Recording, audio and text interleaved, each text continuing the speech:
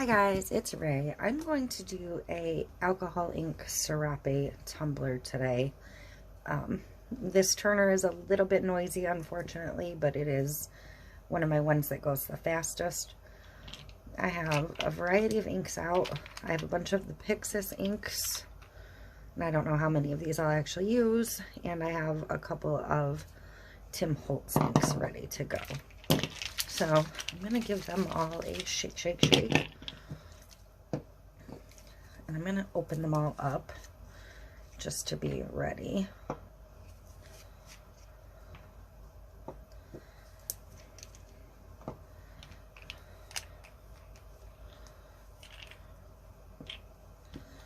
So I'm going to use paintbrushes. I have a variety of paintbrushes out in different sizes. And I have just a couple sheets of like backer papers from contact paper, just as to drip the color on to start. So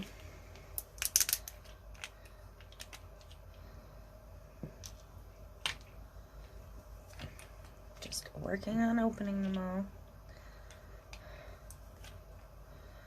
Alright, so I'm just going to start by taking one of these sheets of paper. I'm going to go ahead and turn this turner on. I'm going to turn it up as fast as it'll go.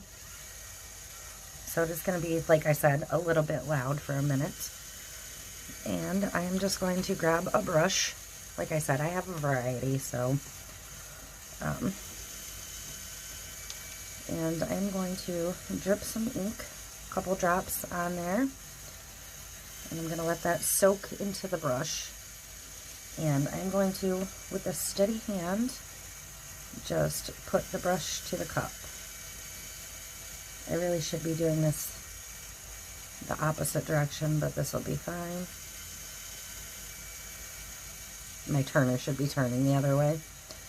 So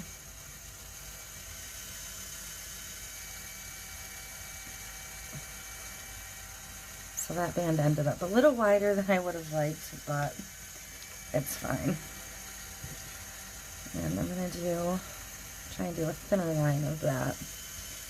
If you don't feel like you have a steady hand, prop yourself on something.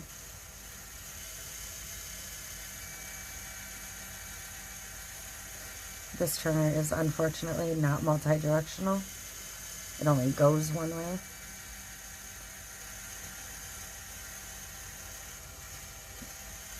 So there's that. I'm going to go on to another color. I can always come back to that color if I want more of it. And I'm just going to go right over the edge of that blue with this pink.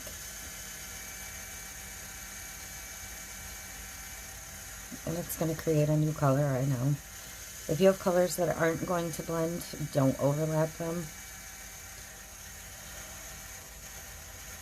Try not to anyways. I'm going to come in here at the top with the pink also.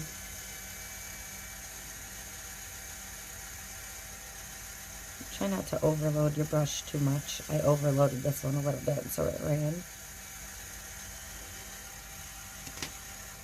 But just keep moving. Different brushes, sizes, different colors.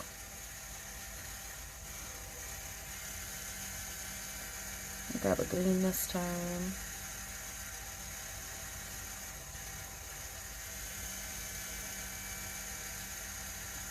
You just want to make sure you don't have any white showing through. And when you're done with these, you can just epoxy it or decal it, or you can put like an opal cheap glitter over it if you want something totally different.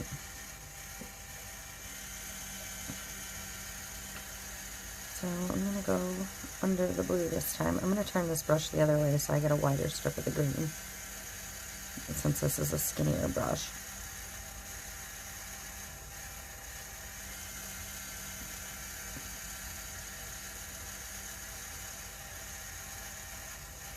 I'm going to come on the edge and try and even that out a little bit.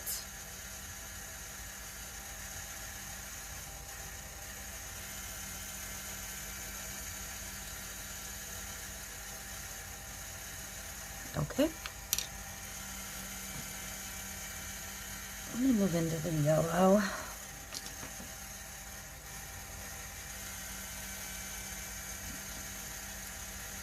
And some yellow in the middle here.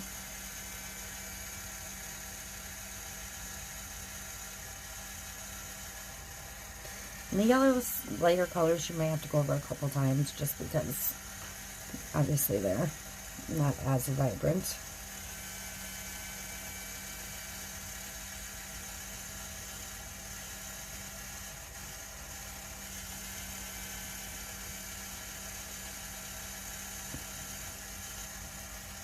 And when I'm done with these brushes, I'll just rinse them out with alcohol. They'll be fine.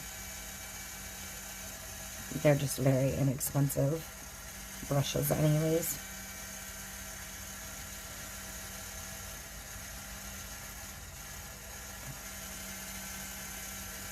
I'm going to run a thin strip of yellow along the bottom of this green. Again, it's going to blend because the ink will reactivate the other color. That's why it's important to use a color that works together. Don't mix like a purple and a green. You'll regret it.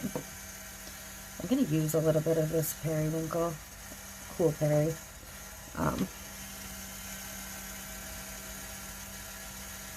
This brush is a little stiff, so we'll see how that one works.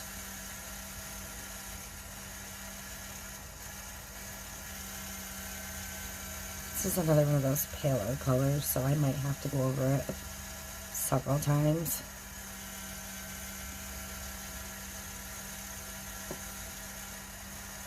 And this cup I just prepped and spray painted white. It's not my best spray paint job. It's snowing today and very, very cold, so.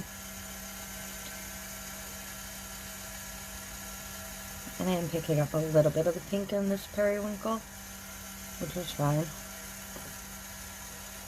I'm going to keep going on it because, again, it's a super pale color. It's pretty, it's just pale. Again, I'm going to come up here and then a band in between here.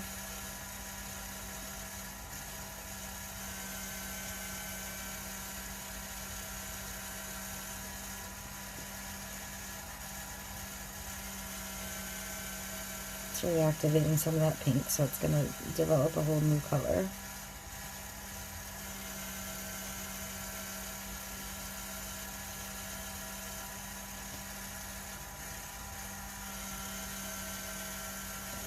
Okay. I'm going to come over with some orange.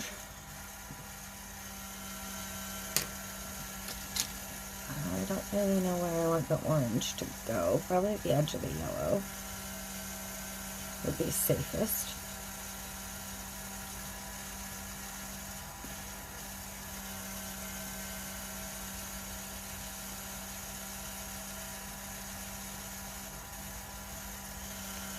Okay. I'm going to try and do just a thinner line down here.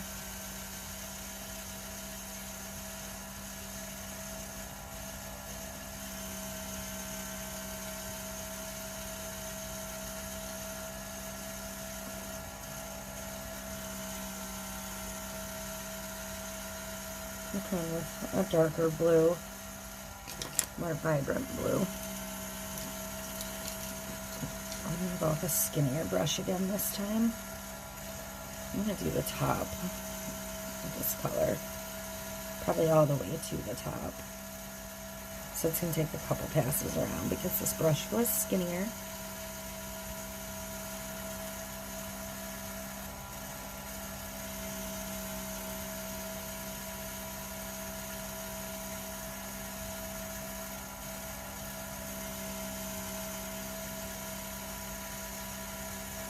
Now I've lost quite a bit of that pink in there, so I'm actually going to go ahead and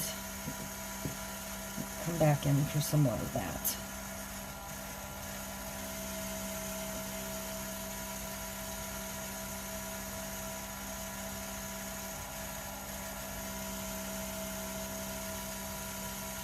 You can use Q-tips for this.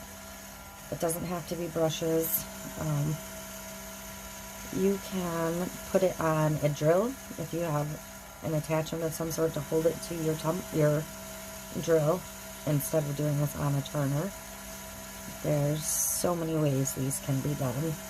You can do it freehand if you have a really steady hand, but I do not have a steady enough hand for that.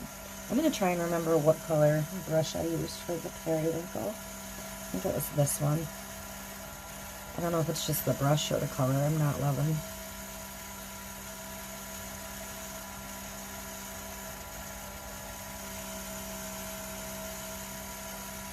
So I'm going to go back over that at least once, if not twice.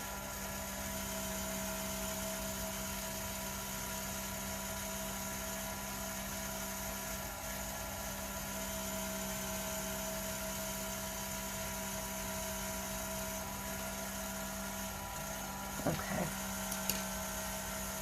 Oh, what haven't I used? I haven't used any red yet.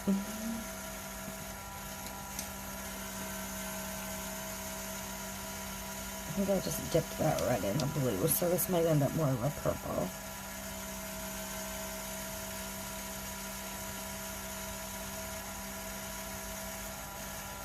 Not bad.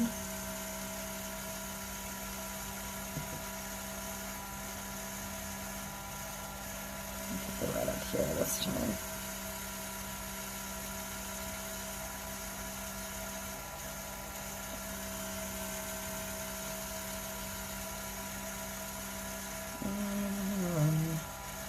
Another small batch of red down here.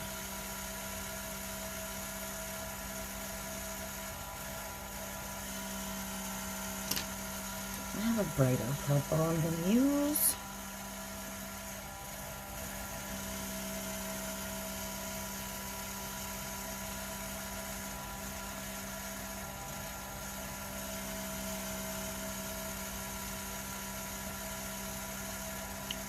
Kind of going over that periwinkle a bit.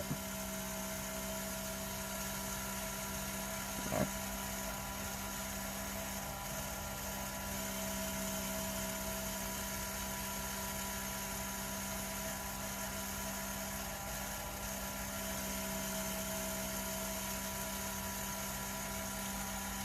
And I'm going to come back in between that red and the purple with the sapphire blue again. The darker blue will kind of close that gap better than any other color would. Because I'm getting to the point where I need to pay a little bit more attention to what colors I'm working with. But red and blue make purple, purple and blue will make a different purple, so it shouldn't get too muddy. And this is another purpley shade, which just mixed with the red a little bit, but honestly, that's fine. I'm going to come down below this purple.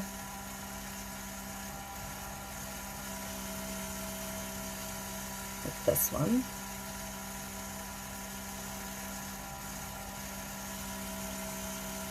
And I have to figure out what to close this gap with. I'm really not sure.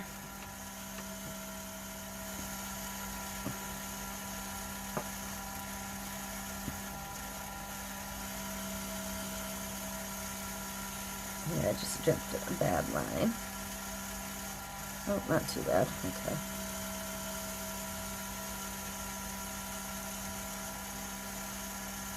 So, the Tim Holtz Wild Plum and the Pixiss Berry look very, very similar on this tumbler.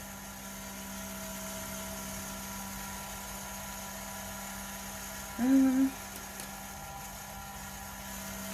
swing back around to another blue. Or back to a blue.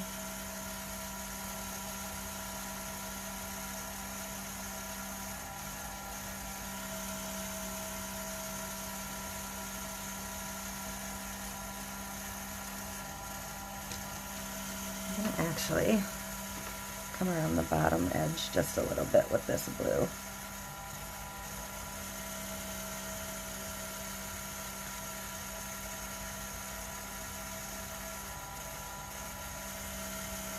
And I'm going to come in and deepen up that red line a little bit.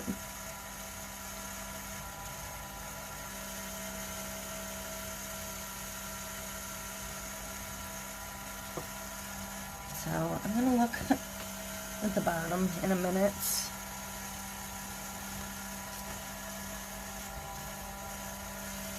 It's up to you how you want to do the bottom, if you want to ink the bottom.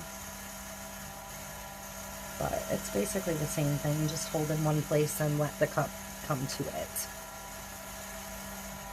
So, I'm not sure.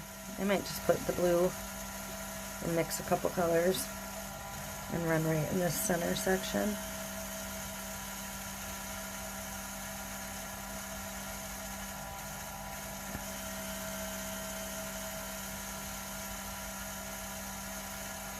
I think I just mixed the two blues, so I just have a super dark, unique blue now.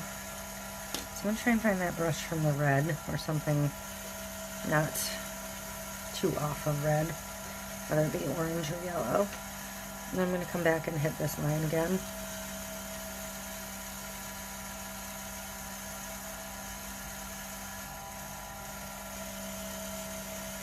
And I do think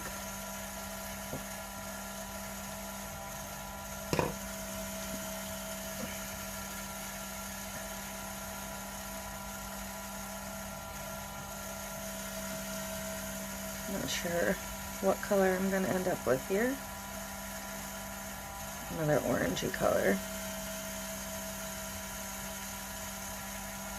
So I'm going to come back in with more yellow.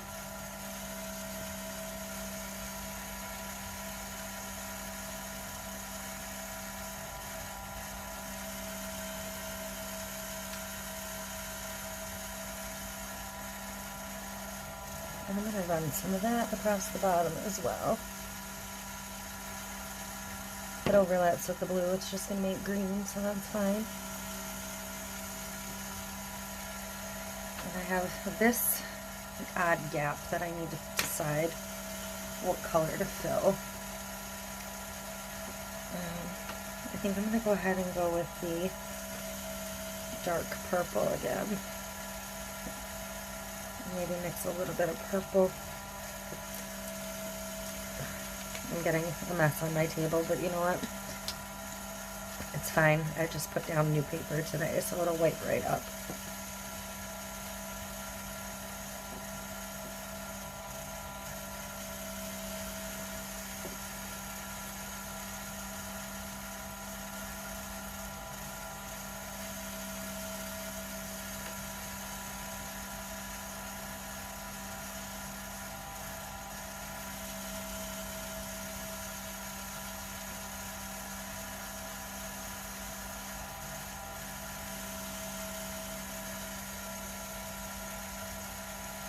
And if you want to try and add any fine lines anywhere, just to break up more color, you can.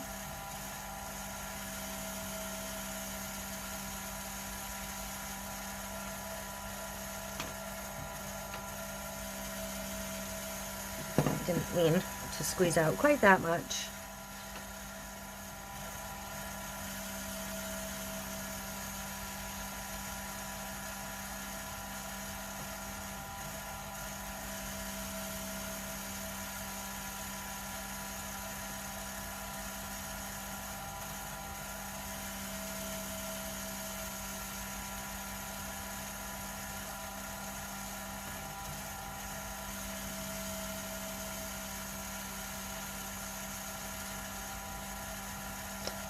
So I think I need some green on the bottom as well.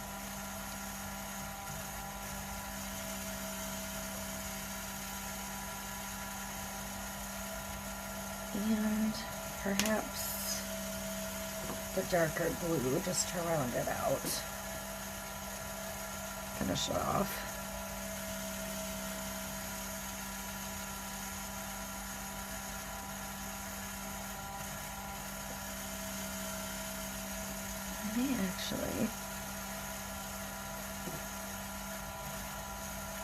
This is purple. Just do a little purple center. Now, I may have to touch up the bottom when I can look at it. Let me turn this down so it quiets down. There. Sorry, I know that was obnoxious, but it was just dip and hold. And you have a nice serape kind of pattern. So, this will get some kind of cactus or something decal on it. But I'm going to let this spin and dry just a little bit. I'm not going to let it go for very long. And then I'll come in when I have some resin prepped. And I will just go right over it. I do not seal my alcohol inks. Some people will tell you you have to seal them. Personal choice. You may get one once in a while that runs. But it happens to me so very seldom that I have an issue with the ink that I just don't bother to seal them at all. So I will be back when it's time to put a layer of resin on this. I may sprinkle a little bit of a fine cheat glitter in it just to give it a little interest. So I'll be back. So I have a batch of the DIY epoxy, artisan art epoxy mixed up. I did warm this batch because remember, this is new to me. This is samples out of my Resin and More box. And even though I warmed it, it still mixed just really crazy bubbly. So I'm going to pour about half. I mixed up 40 mLs. Hopefully it'll have a long enough pot life to wait for the next cup.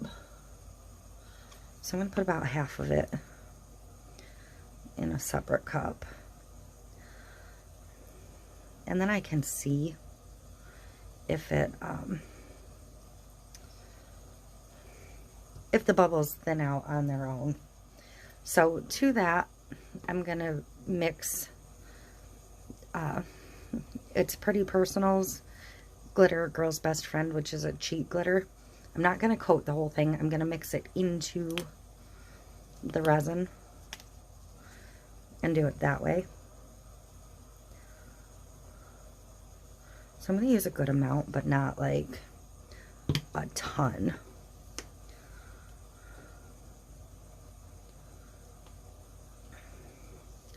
So just mix that in good.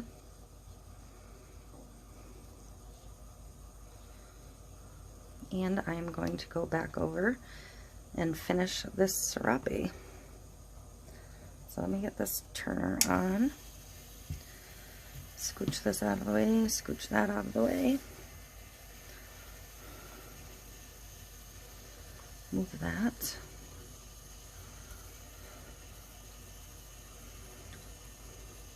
Cheat glitter will leave a sparkle, but leave the color of whatever was underneath. Now, this cup I didn't seal after I inked it. Again, I don't seal my inks typically.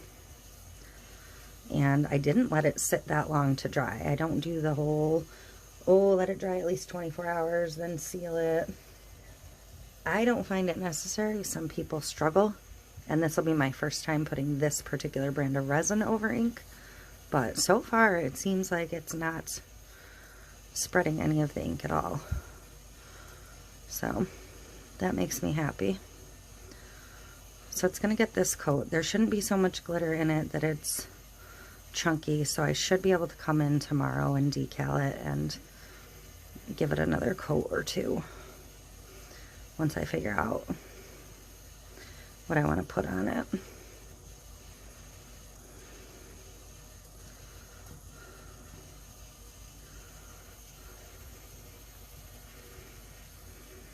I didn't really put any thought into the color order or anything, so it's just kind of a free-for-all.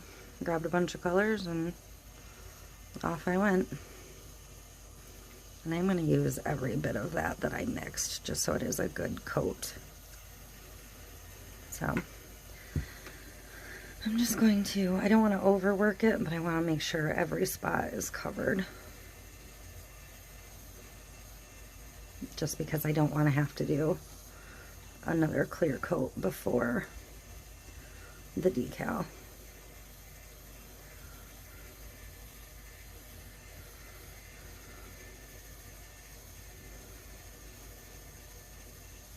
This is such a fine glitter, it shouldn't leave any lumps or bumps.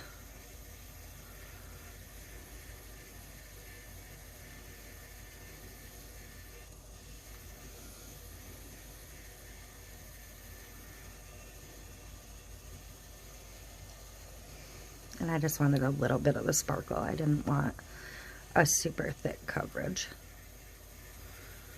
So, but the cheat looks different over every single color. That's just how they're designed to be, to play off of any and every color. So, I will hopefully get a decal figured out and be back tomorrow to decal and final coat. I'm going to, I was going to bring you down, but I have,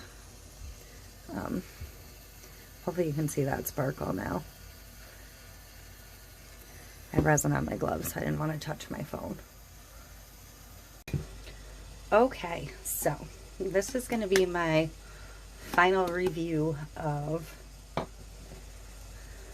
the DIY epoxy artisan art resin.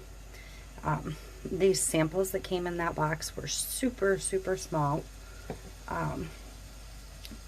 but I noticed that it dries to the touch slower than my other resin. It mixes much thicker and ends up much more bubbly. No matter what I seem to do, even with heat, I'm still getting bubbles. So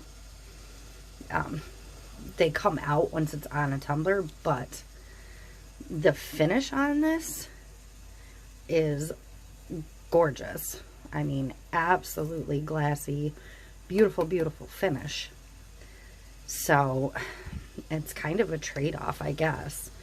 You know, do you want a pain in the butt to mix and a even more beautiful finish? I love the finish on my other resin too, but this one's really nice.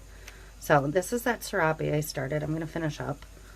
I put this decal on it, in a world full of delicate flowers, be a cactus, and I separated out the cactuses and duplicated them, and I put a little tiny one on the bottom because I do like to do some kind of decal on the bottom. So I'm just going to get the final coat on this. If I can't feel the decals through, then it'll be done. So I am gonna, I think, just because it's such a fine glitter and it's really pretty, I think I'm gonna put some more of the glitter on there. So again, Girl's Best Friend cheat from It's Pretty Personal. I'm not gonna do a ton, but just a little bit, a couple little shakes. I just think it's so pretty.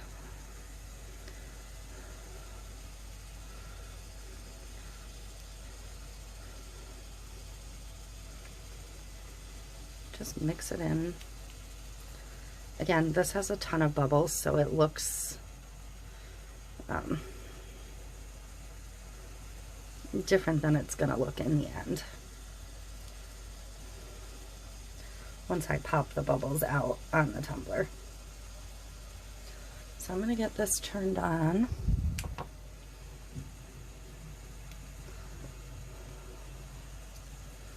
I feel like she's a little out of frame. I guess we'll do it this way this time. And I'm just going to start coating it. I'm not going to pour it on because I don't want too much. I mean, I only had about 20 mLs mixed, so it should take just about every bit of this.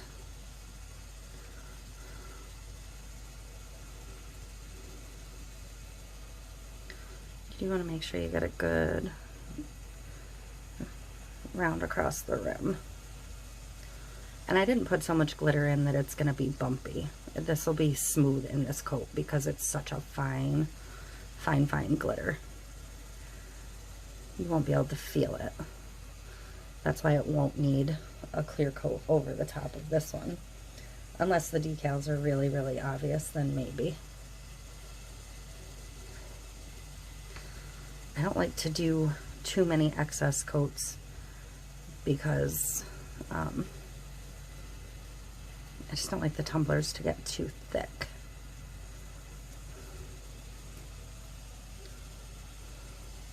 If that makes sense. So get your bottom edge. Sometimes this is a spot people forget to really cover. You don't want too much on the bottom though, because you don't want it to not be able to stand when it's done. So I do wipe a finger over that. And I've got the cup kind of backwards for myself, so.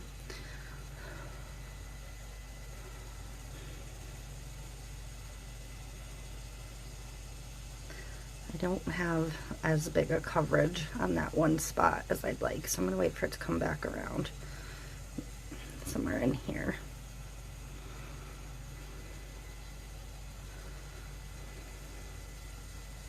If you're new to resin, you might not understand how you know where you need more. You can feel it under your hand, whether your hand drags or glides. You'll feel it through the glove, or if you're applying with a silicone brush, you'll feel the brush dragging as well. Once you get coverage, it just glides right along. It doesn't stick at all. It's just one of those things that as you go, you get used to.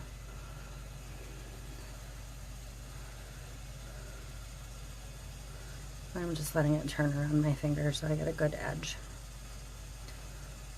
But I'm going to wipe the bottom again just in case I moved any. I mean, you can tell what a nice finish that's going to have already. So I'm just going to grab my little torch and give it a quick torch. Most of the bubbles should have worked out as I was smoothing it, so just one pass with the torch ought to be plenty. The nice thing about the cheap glitter is if you do have a couple little micro bubbles, you're not really going to see them in the finished product because they're going to kind of blend in and look like the glitter itself. But you can see that glitter didn't take away from the black decal at all. I mean, you can see it over it a little bit. I'm gonna let it come around. But it's just spotty over top. So, I love it. I do like the finish, like I said. The dry to the touch time seems to be a couple hours longer. I don't actually know how much longer because I took the, well, when I tested them, when I went to turn off the tumblers, I was headed to bed, so I didn't like test it a couple hours later to see just how much longer it was. And being that it's afternoon today, if this isn't dry to the touch by like 8 or 9, I'm not going to see tonight either. But again, it is a very different epoxy to work with, but I do really like the finish, so I may go ahead and buy some just to give it more of a fair test, a longer range test. But I'm not dissatisfied with it. I just wish, like I said, there was enough to try it in molds and other applications. But on a tumbler, if you can get used to the difference in mixing, it is an absolutely gorgeous finish. So again, that is the DIY epoxy artisan resin. So that's it. This is my Serape tumbler with cactuses all done, and I will catch you in the next video.